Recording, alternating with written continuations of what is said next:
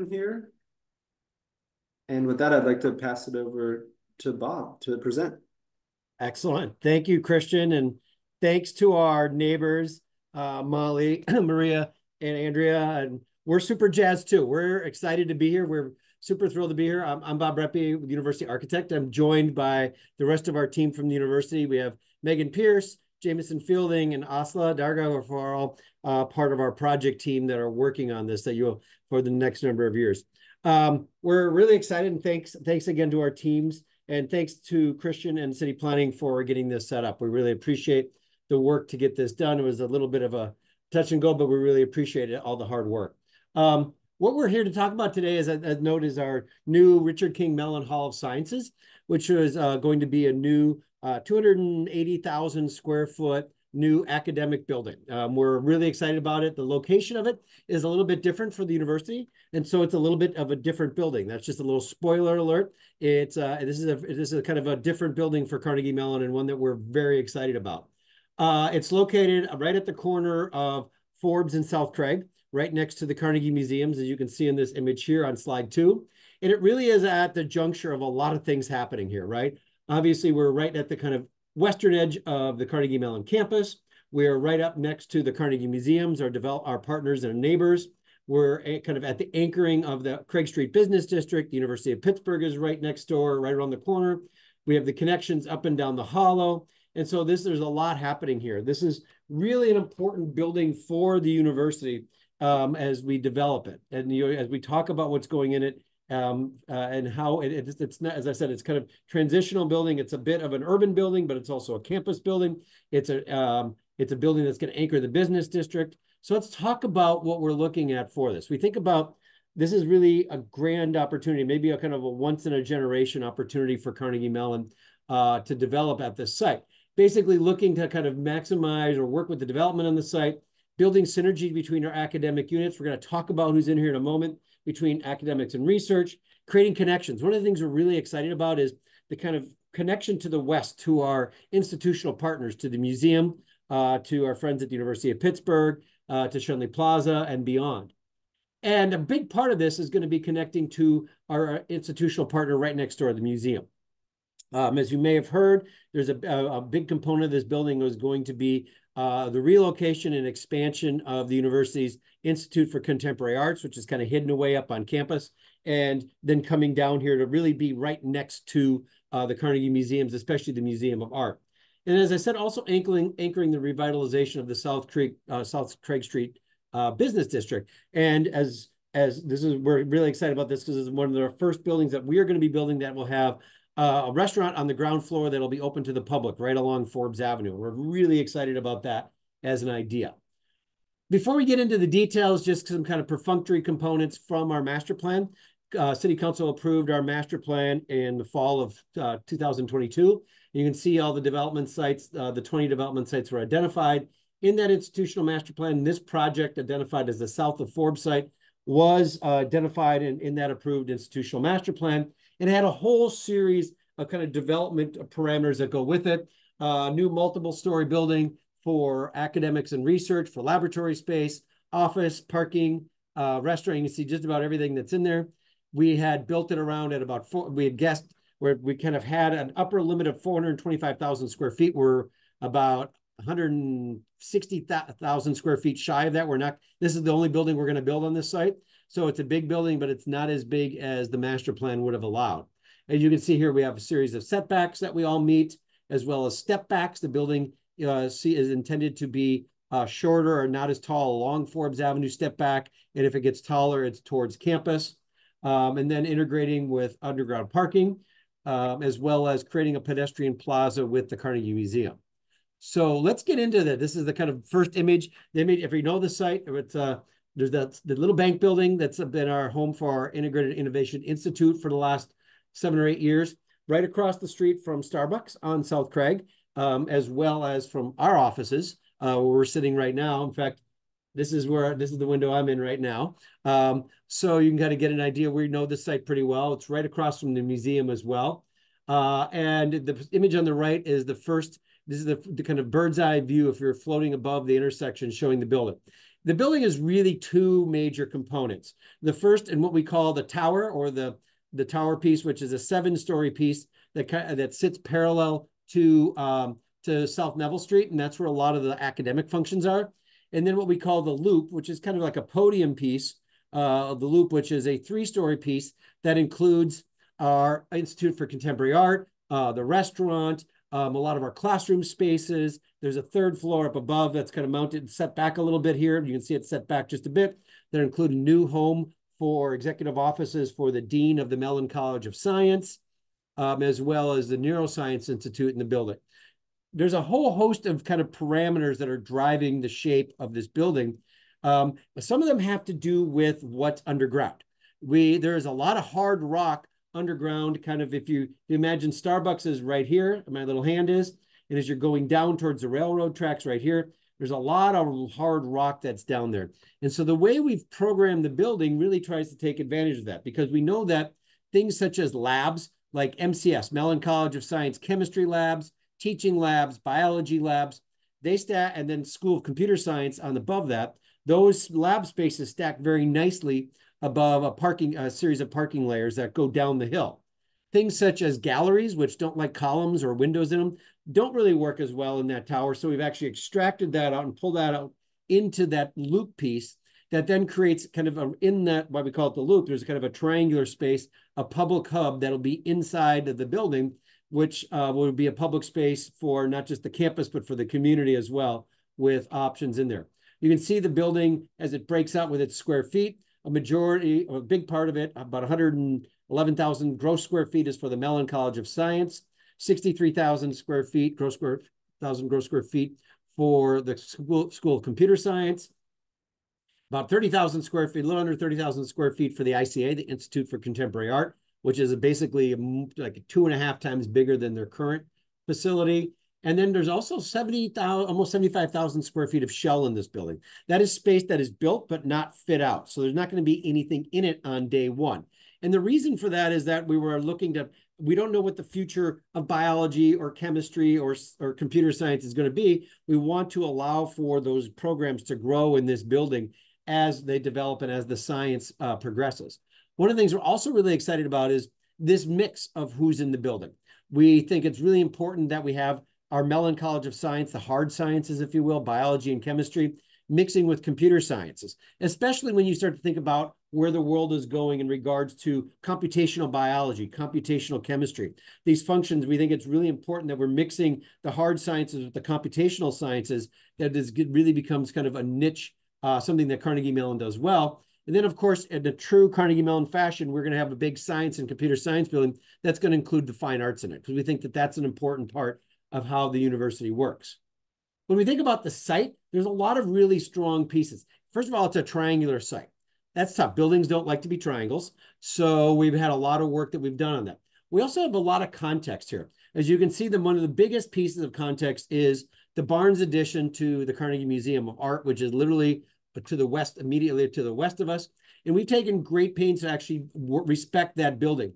Not only to the fact that we're matching the setback, as you can see here, so our building matches that setback as it pinches towards Forbes Avenue, but we're also respecting the height line of that building for the main 2 stories of the loop that are kind of shown here shown here with the green roof on it. So we're matching that parapet height. We know that there's things such as galleries don't like natural daylight because of windows, because the art is daylight's bad or sunlight's bad for art. But we also know we wanted to have a building that had lots of windows. And so you'll see we've deliberately mixed in public spaces kind of behind where the galleries are. So you're getting big areas of activity, and then the pieces of the gallery spaces, which are kind of more protected from the daylight. We have 2 main entries to the building. We know that coming down Forbes Avenue, people are going to want to enter into the building. There'll be a primary entrance into the building at the ICA, right at the corner of Forbes and South Craig. There'll also be an academic entry that as soon as you come across the bridge, there'll be a main entry into the building as well. These are intended to be public entries. We do know that at times the ICA may have events in their lobby. And so if there's those a couple times a month, maybe they may have an event in there that the lobby would not be open for transit through into the building. But the remainder, 95% of the time, we want people coming from Mellon Institute down Craig Street scientists going to visit their colleagues in this building to go through the art gallery to get into the science. We think that that's a really important part of the way the program works. We also know that this tower, we pushed the tower back as far away from Forbes Avenue. So you'll see in some renderings that there's very little of it that's seen from Forbes Avenue. The tallest mast is away from it. And at either end of the building, we have these big areas of glass, especially the north end, so that you can see the activity that is in the tower element as well. We also, just as a note, one of the things that we think is important to kind of show what our buildings are is that while they're going to be tough to kind of see up when you're on Forbes Avenue, from a distance, you may see some of the fans and things like that that are on the roof of the building, the strobic fans or the jet fans for the lab functions. We actually think we like to celebrate that function of the architecturally, because this is a science building, and fume hoods and jet fans are part of the science that makes the building work. And so while we're not like putting them on display or flashing them in lights, they will be able to be seen. And we think that that's important as a kind of understanding or legibility of the building. So let's look at the building. So here's, if we just came across at Forbes and Craig Street and you come right in, this is the ICA entrance. You can see this large plaza that's in front of it. We intend to have a piece of public art, outdoor public art, right in this location in the middle. We don't know what it is yet. If we go back to this image right here, we're in working with the museums, we like the piece, we like the idea of this kind of plaza being an art plaza in front of both gallery spaces. Obviously, the museum has its two significant pieces with the Richard Serra piece and the Henry Moore piece. We like the idea that we would have a third piece at this corner on our site, kind of as a kind of staging of public art as you come down Forbes Avenue. Further, just as a note, one of the things we're considering and working on, and we'll see, and then maybe it's in this image, is here kind of a nighttime image of working with the museums of actually raising the sidewalk, the throat of the museum drive, raising that up to sidewalk level so that pedestrians move across that space without having to take a step down, and cars would have to kind of slow down and go over the hump to get back in, kind of extending that plaza physically across the space. And so we're working hard with the museum on that component. Just to go back as a moment to the daylight image, what also this shows is lots of outdoor seating that is set into with a series of kind of rough cut rock that's around there, as well as planters. We're going to be implementing the university's standard along Forbes Avenue of having street trees set in a raised planter bed, separating the sidewalk from the moving traffic on Forbes Avenue. And also where the building pinches closest to Forbes Avenue, you can see these half dozen vertical windows. That will be the restaurant, the ground floor restaurant. And the idea is that that's the closest part to Forbes Avenue. We want outdoor seating on that. We looked at the idea of putting the gallery at that point and flipping the gallery in the restaurant, but ultimately felt that the gallery really needed the most prominent of corners and also needed to be nearest to the museum. And then it also brings the restaurant closest so that we can have outdoor seating kind of right up on Forbes Avenue. You'll see that in a moment when we get to our landscape plan. You also see here where the tower just kind of peaks up above the mast when you're on Forbes Avenue. You can also see these windows that are on there. The architecture is really intended to be a very dynamic architecture to the building. What we're calling that's a lenticular kind of architecture to it. And believe it or not, there's actually a method to the way that these panels, this is a high performance concrete panel that's on the front, and they're tilted. The lower, if you go 1, 2, and 3 going up, number 1 is actually tilted less. Number 2 is tilted a little bit more, and number 3 is tilted even more. So depending on the direction that you're approaching the building, you're either getting this view of the high performance concrete panels, or if you're looking the other direction, you're getting this aluminum metal, which is kind of painted to be kind of a new penny color. So you're getting some warmth in there that kind of works with the museum piece. And in total Carnegie Mellon fashion, the numbering that works here is actually the proportions of those 3 sets of panels are set in mimicking the Fibonacci sequence, which is a computer or a logarithmic kind of function that's used in computer science. Here's a kind of taking a little step back. Now we're on that Plaza Drive. You can see Hammerschlag is kind of off in the distance. That view is preserved as you're coming down Craig Street. You again see how the museum, the restaurant approaches Forbes Avenue as close as you can get to Forbes Avenue. You can see the street trees, et cetera, as you go along. You can see all the windows, the punched openings in the building. We'll talk about the tower architecture in a moment. Here's the view of your coming from campus headed down to the west. You can see we've just come off the bridge. The abutments are there on the left. You'll come in and here is the main entrance to the building from that side as well. Again, these big glass pieces that are on the loop piece with the lenticular architecture or facade. And then what we call the social heart for the building on the tower component, where you have this big glassy areas. This is not lab space. This is actually outside of the labs. So there's lots of labs. There's lots of fume hoods and benches and things like that in the building for the lab research. This area is outside that. So this is where the researchers are coming. This is where like the kitchenettes will be. This will be the meeting areas. And so you're going to see a lot of activity in here. And they're actually connected vertically as well by both the fire stair, but also openings. So you can see up and down throughout them. Moving around the building, this is the view from campus. As you can see, the view from campus, it's a big building. This gives us a really good view of how the building is working on the tower and the architecture. It is a brick, the tower is a brick building, but it is not a tan brick building. It is actually, we're moving more towards the grays in this to pick up the kind of institutional feel of the buildings that are at the museum, as well as some of the religious buildings in the area, as well as also as you start to get towards the University of Pittsburgh and the kind of more stone and masonry that, or rather than masonry that you see. The building is also intended to add a lot of dynamism to the facade of the building. These are really just punched openings, and it could really be very quickly become kind of a repetitive, pretty mundane or banal building. But what we've done is introduce a series of brick weaves on it. I'm going to show you in a moment how the brick works with the windows so that it gives the building a lot more dynamism. This also shows the lower levels of the building. All loading will be coming on and off of South Neville Street for the vehicle and the loading docks and the garbage pickup, as well as access to the parking garage will be, the main access to the parking garage will be off of South Neville as well. As I said, about around 125 spaces, which is essentially replacing the university-owned spaces that are on the site right now. We're doing a one-for-one replacement. If you were around when we were talking about the master plan a couple of years ago, we made a commitment that we would have no net new parking on campus. And so we're working to commit to that we're going to work to that commitment. I'm just going to quickly look at the various kinds of architectural facades that we have. This is the what we call the tartan that is on the tower. You can see this weave. And so what you're getting is all of the windows are actually all the same size. If I go back to this, it doesn't look like it. It looks like this window is like a two-story window, and these are maybe littler windows, and then there's some bigger windows. What it's actually, that's kind of the way we're giving the building a lot of dynamism, and also this idea of a kind of weave that's going much like the tartan cloth, which is part of Carnegie Mellon's traditions.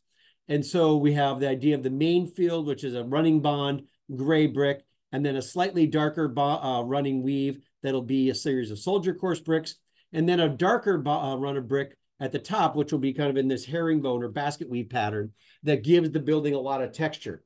Also, the windows are set back a little bit, so you get a little bit of shadow on the building. And then for to protect the building from solar gain, we're also introducing aluminum fins, which will jut out in the building. And they're going to be in the natural finished aluminum, like that new penny color, the same that we have on the rest of the building, kind of drawing the building all together with that architecture. On the ground, on that kind of part of the building that's along Forbes Avenue, it tucks under, it's a very kind of tactile area where we have a stone base to the building, glazed terracotta panels as a rain screen that's at kind of the touch level, and then of course glass along where the restaurant is especially. And then this is the thistle, the upper level of the ICA component especially. See a high performance concrete tactile is who we're looking to use, which is made just up Route 8 from us. So it's a local material that we're excited to use. And then you can see also how these angling fins or panels work that give the building a lot of dynamism. So not only will the building kind of change the way it looks from where you're approaching it from, but it'll also change during the day as the sun moves around the building and different shadows are cast on it. And then, of course, we can't forget about our parking area and our loading area and the service to the building. We've taken a lot of great care to kind of make this feel good down there as well. So there's metal mesh that's on there to kind of screen the parking, as well as louvers behind all the mechanical units that are in the building to screen those, but they're all painted the same and kind of mesh and kind of blend into it, or as we like to call it, the kind of go away gray that they are down in that area. Moving to the inside of the building and the landscaping of the building, this shows that first floor of the building, the most public of floors. So again, the entrance that comes, if you're coming across the bridge, you come across the bridge and enter into the building, Everything in yellow is the public corridor throughout the building. And you can see there's a central hub. We're going to show an image of that in a minute. The restaurant is actually two-sided. So it'll be outdoor seating along Forbes Avenue. There'll also be indoor seating, not only inside the restaurant, but inside the hub as well. So for on days like today, when it's not so nice out, you can sit, you don't have to, if the restaurant can kind of spill out into that central hub. You can see, and this is a restaurant that the university wants to be part of the Craig Street Business District. It's, you know, the Starbucks and the restaurant are right across the street from here. So they're really part of this district. You can see the main entrance to the ICA then that comes across the museum crosswalk. You come right into the museum. The first of the 4 galleries is right here. And then you'll go up these processional stairs. And then there's 3 more galleries on the upper level for that. There's a tiered classroom that's in the building. And then the teaching labs. There's a lot of action that comes in and out of these teaching labs. These are for undergraduate biology teaching labs. So there's going to be lots of people kind of coming and going. Zooming in on the landscape, we'll look at the Forbes frontage first. You wouldn't know it, but there's actually about 6 feet of grade that you drop from Craig Street to the bridge. And so we're making that up in what we call a series of kind of platforms or plazas. So there's the ICA Plaza here, or the kind of the museum plaza, if you will, that is at one level here. You can see the circle, which represents where we're going to be putting in public art. I'll talk about that in a minute.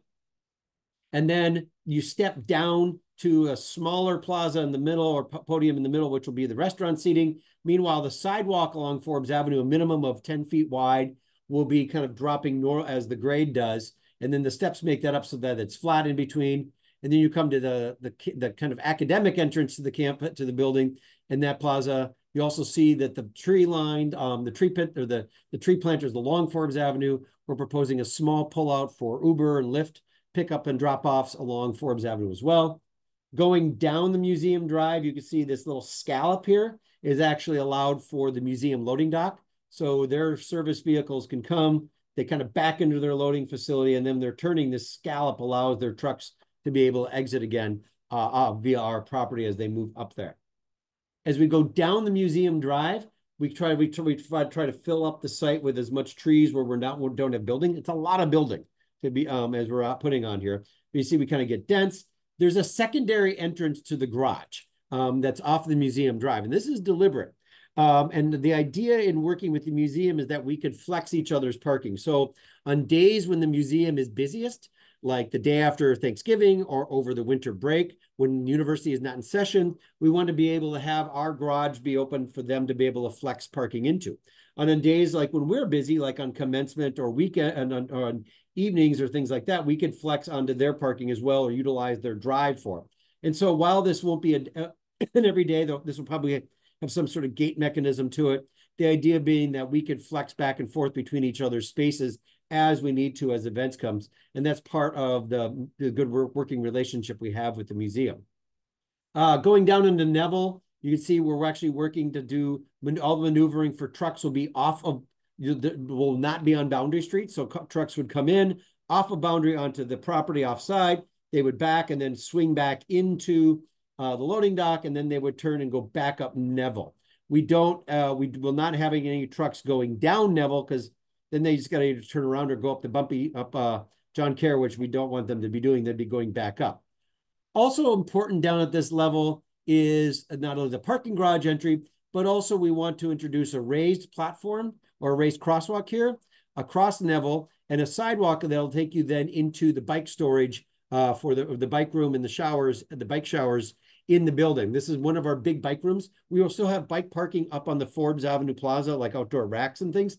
But our underground parking or our undercover bike storage will be in this corner of the building. And the idea is that as bikes come up Neville and eventually, hopefully, from the trail extension along the railroad that kind of tucks behind our parking lot there, that trail would end here, and bikes could cross safely across Neville and go in, so that where people are commuting and coming up the Junction Hollow Trail, that would be a natural endpoint to be able to get our entry point into the building for bike commuters coming to the building. We also know that people are going to be wanting to use our elevators to get up to Forbes Avenue if they're on a bike. And so you can see the elevators to the building are right there. And if I go back real quick to here, the idea that people could theoretically take their bike up on the elevator and come out onto Forbes Avenue. And that's something that we expect to happen. And so we're kind of designing for that. As I said, we have a big green roof on the building as part of our stormwater management plan, as well as retention below the building, under the building. But the entirety of the loop piece here will be a green roof. And in some ways, the piece on the above the third floor space is intended to pick up a lot of the architectural details of the building itself. And then, of course, the atrium that opens up into the atrium down below. Site mobility we talked about. I'm going to talk about the Forbes Bridge in a moment, but we talked about the layoff. We talked about our connection to the museum, the parking garage, and the 125 spaces. I just have some series of indoor images so you can see. This is the main entry coming off of the ICA. So we literally just came off of Forbes and Craig Street. And this is an entry that'll be open during normal business hours. So unless there, like I said, unless there's a special event in the museum, in the gallery spaces, anybody could come in and walk into the building to go into the building to do business in the building. This is actually one of the gallery entrances. You'd be walking by that to go through the building. That gallery entrance is back here. And this is that entry, that atrium space that's in there. It has skylights in there as well as connecting stairs to go up and through. You can see the brick of the tower slides down into the atrium as well as part of the architecture, kind of butts up against it. And this indoor seating for the restaurant. The restaurant will be right over here to the right behind those ferns.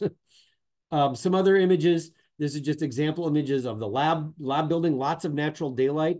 The lab building is designed so you can see all the way through it. So there's the windows on the far side. There's offices that have windows out onto them, and then you can see out through the building as well. And then the classroom that's in it, this is a 180-seat classroom, which is on the ground floor of the building, which is for general run by the registrar for the university with a priority for our School of Computer Science. We're almost done. We're talking about milestones for the building. So where we are right now is we're through the winter. We started our outreach. For those that you remember, I came and talked to all of you back in November and December. So here we are moving into our city approvals into the winter of this year. We hope to start demolition and excavation early spring, maybe late winter, early spring, depending on how that all works out. We're going to be digging for a long time out there, probably what, Jameson, 6 months of digging. Is that about right? Yeah, I would say so, at least. So you'll see 6 months of digging and then foundation work. So there's going to be a lot of work in the big hole in the ground that's going to happen for the first year. Probably about this time next year, you'll start to see the building starting to come out of the ground. And then there'll be the building we're aiming for, construction. The steel will come through all through next year, and then the building will be enclosed. And then we're looking for substantial completion in the fall of 2027. So it's a long construction cycle. Oops, excuse me. Here's kind of showing how that works. We've been working through all of our design process, and here we are in our process, our development activities meeting, and doing into February, March for our hoped for planning commission briefing and actions in late February and into March, with our hope to start, at least with the land operations component, the excavation, probably late March, early April out on the site. One last piece that's not exactly related to the building, but it's important as part of this, is the bridge. We all know about the bridge and how an unhappy place that bridge is when you're walking, just as exemplified by this poor woman walking here on the right and looking very unhappy walking across the bridge. The sidewalk's narrow, it's tight. The splashing is better than it used to be now that the bike lane, it kind of acts as a buffer between the pedestrians and the buses going by. But, with a rusty prison fence and all that. And so we're looking at a series of options for this. We know this is, as far as construction mobilization, we know that the south side of the sidewalk from the Museum Drive to this light you see up here at right by Hamburg Hall, that south side is going to be closed for a long time, probably 2+ years. And so we're working with the city who owns the bridge and with the Pittsburgh Innovation District, and ultimately with PennDOT, who had the road that goes over the bridge, and looking at ideas of how, while that south side is closed, can we start to maybe make improvements so when the bridge opens, the south side could be fixed, and then we could close the north side and do the same on the north side of the future. And we're looking at a couple of different options, and these are just real early concept ideas, but the idea is, one option is that we knock out the barrier that's there, this concrete barrier, to get an extra 2 feet wide of sidewalk, and then replace the existing icky fence with something more artsy with lighting embedded in it. So that's one option that we're looking at. Or the second option is, do we actually leave the barrier that's there and actually take out this outside of the bridge and cantilever out new wider sidewalk and actually get like go to a 9-foot sidewalk that would go all the way across the bridge. At that point, then we can do much more kind of a more intentional barrier or railing, because that barrier does not have to be crash proof anymore because the Jersey barrier on the inside is. And so we could be much more open. It could be have lighting embedded in it. It could have seating in it. We could embed public art through it. All of those kind of as ideas for that. Last slide, and I just want to end with our discussion about how we're thinking about public art. Public art is included both. We're anticipating public art both inside and both, of course, most importantly, outside as part of the project. Our public art curator, who is Elizabeth Chodos, is part of our project team. She's also the curator of the ICA. And so our process that we've been doing with her for public art is that she'll put together a list of artists to look at, and then she'll issue an RFP to those artists. Then the university would select a piece of public art or select a piece and then ultimately have it fabricated and installed. As we're hoping for is right here at this corner. We don't know what it's going to be yet because we need to start that process, but our commitment is to do that. If you've been over to the new Scaife Hall that just opened, just off the map over here, in fact, you can just see just in the corner of it under construction there, we integrated public art that was there at the opening of the building with international renowned artist who installed it as there. Our new residence hall seen at the top up here has a piece of public art that is under construction right now that'll be installed later in the spring as part of that piece. And so our intent is with these buildings is we want public art, whether it be inside or outside, to be part of the development of our academic buildings on campus. And with that, that's my last slide. All right. Thank you so much, Bob. It was a great presentation. So yeah, now we will move to an open question and response session. Christian, do you want me to stop sharing? Sure. Yeah. And then if we need and then you can see if anybody raises their hand or whatever. That's yeah. And if we need to reference it, we can bring it back up. So yeah, we can raise hands, but we can also look at the Q&A. And it looks like we do have a few comments that have come in. So I'll start reading those off and we can kind of work through some of these. The first one from OPDC is talking about the plaza extension and expanding pedestrian space across the museum's driveway. Any impact to pedestrian crossing timings for the lights on Forbes and Craig intersection? Well, if you remember, that's an all walk at that intersection right now. And our intention is to retain the all walk that is there. And so that gives a little more time for people because it's based on travel, the diagonal travel that people do.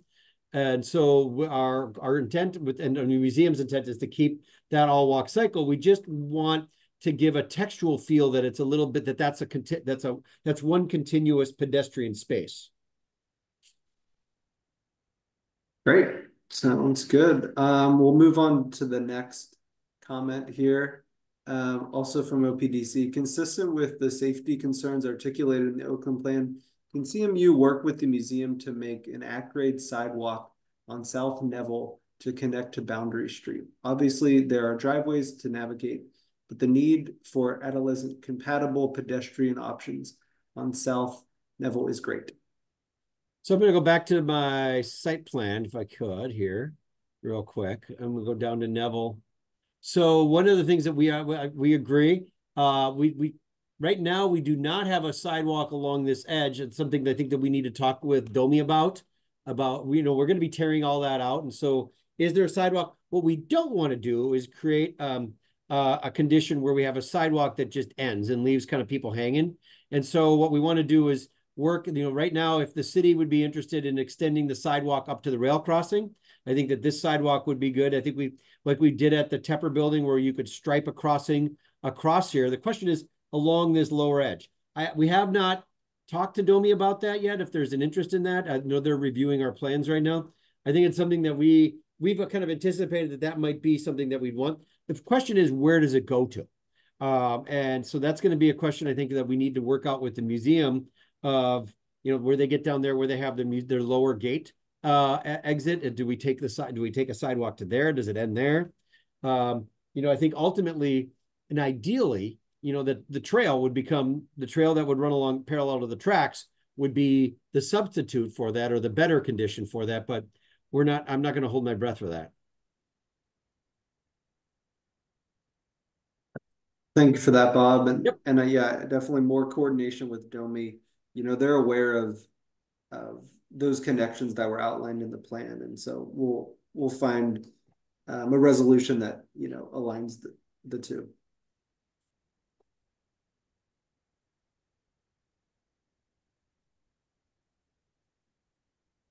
All right. So if anyone has questions, feel free to type them in the Q&A. Also, if you'd like to speak a question, feel free to raise your hand or just shout out. I have a question for Bob about the trees. Yes. Marty Eisler. Hi, Marty. Bob, we've talked about this before, that your architects like to spec all of the trees of the same species in a row. And yet our arborist friends tell us that we should diversify in order to prevent the spread of disease, wiping out a whole row of trees, or to diversify the wildlife that might like the trees. There are all kinds of reasons. And I'm wondering if you'll consider that in this wonderful plan that you've presented. I think, yes. So one of the things we've talked about, Marty, is, there's certain kind of trees that do well along public roads because they get a lot of dirt and grime. And so those will probably be the same as along Forbes Avenue, mostly because we know they can survive.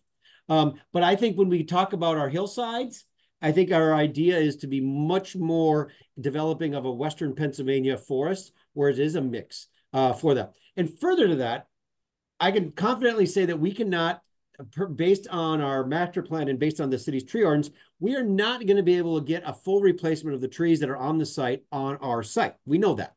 There's just too much building and not enough site for all the trees. So we are actually, as part of our master plan, remember, not only did we commit to replacing trees at 110%. So instead of doing, 1 for 1, we're doing 1.1 for 1.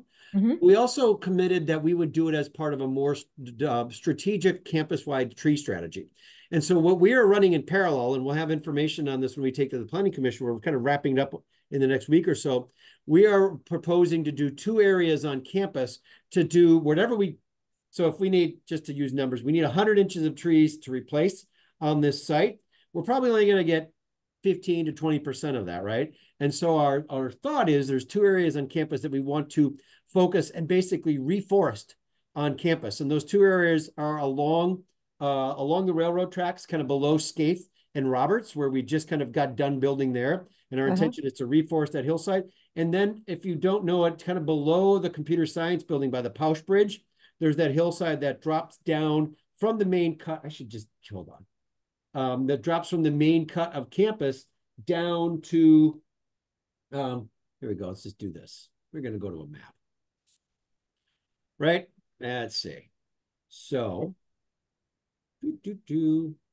So our intent is, since we know we can't get all of the trees on this site, and you can see there's a lot of them along the hillside, the 2 areas that we're going to focus on for this project to reforest is along this entire edge, along the railroad track of property we own, and in this bowl down in here. And so our idea is to start to introduce this as kind of little pockets of reforestation in this area. So we're kind of growing our tree canopy. The other part of it that we're going to be doing as part of our the process that of trees that we're going to be making up from this project is starting to introduce undergrowth. So Marty, to your point about monoculture, right? Right now our cut is pretty much a monoculture, right? It's trees and it's grass. And so one of the things that we're going to be starting to do is starting to introduce kind of undercover below that, as well as smaller trees interseeded amongst it. So you still get this idea of the alley of trees, but you're going to start to see this other trees and other plants mixed in. The first example we did of that was kind of along the Tepper Quad here. Oh, that's an old picture. That's not going to do it. Let's just go like this then. Where we did along here, you can see along there, where we have our row of trees, and then we have other trees kind of mixed in and kind of poke it out in, and then we have undergrowth mixed in amongst them. And so the idea is that even if a tree, when unfortunately they go, then we'll still have other things growing in and kind of filling in the gaps. And so this idea is much more what we want to start to see on campus on the cut for that. And we're going to be using the trees that we need to provide because of the trees we're taking down on this site on campus that way. And so when we get to the Planning Commission, we're kind of finalizing how many trees, where, how big are they, what kinds of trees. And so in the next couple of weeks, we'll have that really resolved out. Wonderful. All right. Thank you. Yep. Yeah, great. Thank you for that. So we have a few more questions. We'll first go to Maria with her hand, and then we'll go back to the Q&A. So Maria. Thank you, Christian. And really, that's very impressive to hear about the trees. Also, the way that you're handling the sidewalks and everything with pedestrian safety. I have another safety question that I'm guessing that you have an answer to, but I would just like to understand. During the construction process, what measures will be taken to ensure the safety of the job site? Of course, we have a lot of university students. It sounds like there's going to be a large gaping hole, for lack of a better way to say it. You know, this is a little bit more of a unique situation. We never want to have a large gaping hole, but college kids are out and about at all different times of the night. So how is that being addressed? So can you see that? Oh, you can't see this. Hold on, let me put this up. So I just got our kind of early idea of our construction staging. Can you all see this? Mm-hmm. So let me kind of zoom in on parts of it, and then we'll kind of work around. So let's start first with kind of how the road's going to work. And for the duration of the construction, the left turn lane from westbound Forbes into the museum will close. And so basically the through lane, which is shown here, will continue across Craig Street, and it'll go now where the left turn stacking area is, and the striped out area until we get to about the bridge, and then it'll transition back. The bike lane will do the same. So basically we're just kind of shoving the bike lane and the travel lane over and taking out that left turn lane for the short turn, the left turn that goes into the museum. So that's the first component of it. The second component is that we're going to be fencing all of that, obviously. So you can see from this image where we're going to be fencing the entirety of the site. Majority of the work is going to be happening along Forbes Avenue. So what's going to happen is, say, for dump trucks or delivery vehicles, they will come up on Forbes Avenue at the light, and then they will stage into this pink area here, right? So they'll kind of go behind the Jersey barriers. They'll come in behind the barriers and come onto the site in this pink zone here, right? So they're behind it and they're off street. So there'll be no loading or unloading of vehicles for the construction that's out in the public right of way, right? It'll all be behind the barriers. This red line here is a barrier that's basically blocking that whole area. So again, so trucks coming up, say I have a dump truck, right? I'm driving my dump truck up and I tuck through the gate. There'll be a gate here. I'll go through the gate and into this pink zone and then do my business. And then I'll come back out at the other end and then go up Forbes Avenue to go back out to Morewood to go back to Fifth Avenue or wherever I'm going after that. And so there'll be gates that are monitored at either end of that. There will also be, there'll be barriers at either end of this section. So at this end, at the CIC garage or at the Heinz College, right? Basically, when you come right out across there, at that new light we put in, there will be a barrier. You will not be permitted to go across the bridge on that south side. That's why we want to use that opportunity to fix the bridge while that part is closed. So all pedestrians will then have to cross over and use the north side. I'm not going to sugarcoat it. It's going to suck for the next 2.5 years with all those people on the north side of the bridge. It's going to be uncomfortable. It's going to be crowded. It's going to be, but if we can get through that at the end of this, it's going to be a better place when we're through the end of it. There'll be a similar blockade at the western end, Maria, that'll move that out. We are out. I can't tell you where, but we are going to be putting up security cameras as well throughout. We do this for both PR because it's fun to like watch the progress, and it'll be on our webpage ultimately once we get them set, and I'll send that around to our neighbor partners when we get that website set up so you can watch the construction. But it's also to watch construction, but it's also to watch what's going on in the site. If something happens during the day, or worse, something happens at night, the camera's always running so that we can kind of go back and figure out what happened on that. We actually had that when we were building the new residence hall across from Central Catholic on Fifth Avenue. We had literally overnight a crane fell into a hole, and we were able to pinpoint exactly how it happened because of the camera for our friends at we'd mounted a camera across the street from Central or next to Central, and we were able to figure out what happened. And so that idea of what we're doing here, obviously we are right next to the museum, and during the time of our construction, they will have an international. And so we've been meeting with them basically monthly for the last 18 months to try to figure out what those issues are, how they work that. The good news is the museum is in the process of changing their parking management system. So the little ticket booths are going to go away. So that makes it a lot, and there'll be more of a remote parking like you do in most places now. So you go and you pay at a kiosk or whatever. And so the idea being that they'll be able to, that'll help take away another choke point, if you will, for traffic. If you've ever been there on Thursday evenings when they have an event and cars turning right in there, back all the way down to Shenley Plaza, because they're having to go through the turnstiles, that will be eliminated as part of this as well. They're working through that. They're a little behind. They're a little behind us on where they're advancing that forward, but they're working through that. Great. Just one more follow-up. Sure. Do you know about how tall the fences will be? Jameson, do we know that? What do you think? 8 feet? Okay, so that's, yeah. It'll be reasonable. between It'll 6 be and 8 high. feet. Yeah, and screened. So. Yeah, and screened. Okay. We're going to be the sides that are kind of going down the hill and all that will just be screened with like a black mesh or whatever on. But the screens along Forbes Avenue, we're going to market that. So we'll be putting like, look here in the future, that kind of, we'll be branding that up with CMU goodness. Makes sense. Thank you, Bob. Yep. No, they're great questions. Great. Okay, now we'll move back to a question from the Q&A. This is from Nolan here. If I recall correctly, early drafts, the plan included a bridge across the ravine to Scott Hall. Though it would be extremely tall, it would be a good way to connect to the main part of campus. Is this still in consideration? Let me say it's kind of. So it is not in our budget. It is not being designed or to be built as part of this project. It's not in the budget. It's not programmed right now. However, we also, mostly because we don't know where exactly it would land on the other side. And so, but the building is designed, in fact, maybe it's this view here. It's designed where there's actually an exit, and it's designed with this angle that's coming across here. Oh, if you take hey, that, Bob, we're not seeing it. We're not seeing, sorry, I stopped sharing. Okay. There we go. How's that? Good? Yep. So there's like an exit to the building out of that atrium. In fact, if we go to this image right here, you can see you could come down this hallway and there'll be a door and a sidewalk that kind of ends right here as an emergency exit. But if you follow this flare of the building right here and stay on that level, I'm going to go back to the aerial here. That's basically coming out right along here, and you extend that across, you are at the campus level.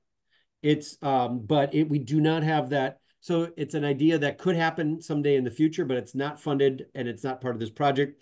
Frankly, if we had to wait for all the permits to get from the railroad to do it, it could be years. So we're kind of working along with the idea of it, but not, and keeping it in the back pocket as something that could do it.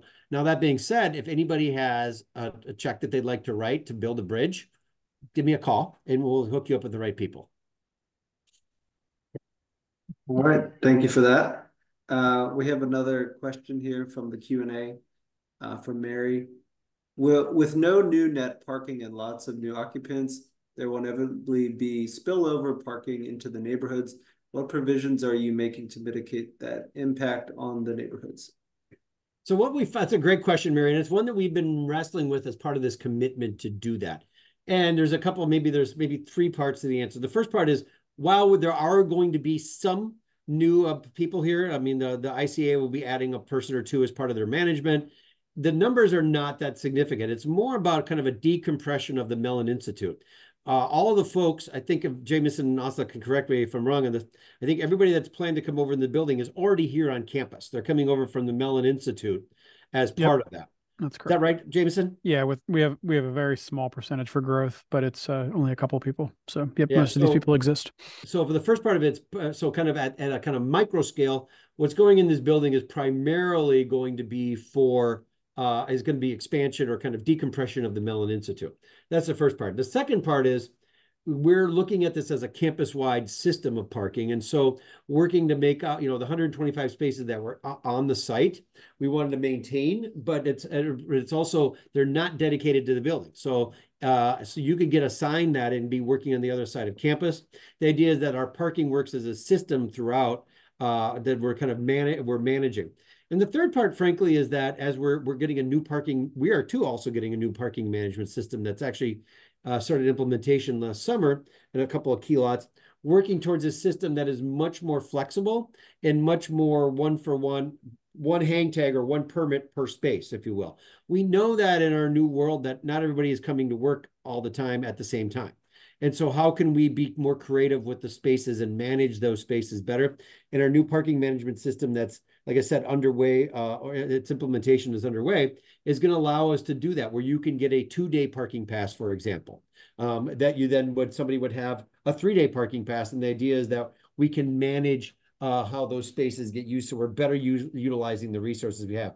And frankly, maybe this is the fourth, is that we have, and we did this as part of the master plan, we have kind of doubled down on encouraging and creating infrastructure for people to bike, bus, and walk to get to campus. All right, thank you for that. So no more left in the Q&A. If anybody would like to share a question or comment, feel free to do so.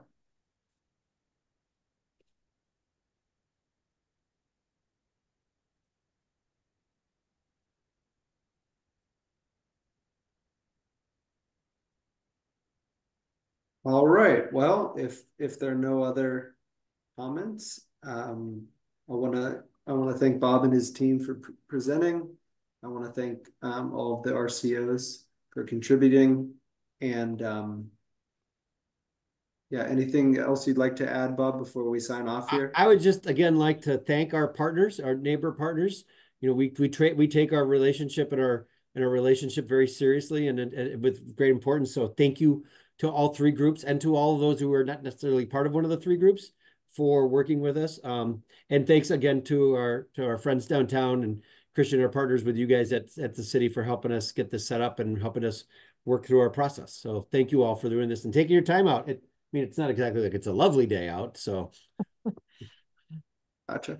Yeah, no, it sounds good. And one other comment just came in about the recording of the presentation. So yeah, we will share that with our community groups, and they will be posting that on their websites, and we can share that out. So yes, that will be available. As I said, probably sometime in the next month or so, we'll be posting a web page that'll have this presentation on it, as well as the access to the webcam and things like that. So when we get that, I'll send it out to Christian, as well as to our three RCOs. Maria, Andrea, and Molly will get that out to you guys, so you guys can get that out to your folks. Sounds great. Thank you. Yep. All right. Thank you all again, and hope you all have a great evening. Thank you. Again, everybody. Thank Really you. Thanks for appreciate it. moderating, Christian. Yeah, thank you, Christian. Really appreciate it. Take care, all. Take care, everyone. Thank you all. Bye.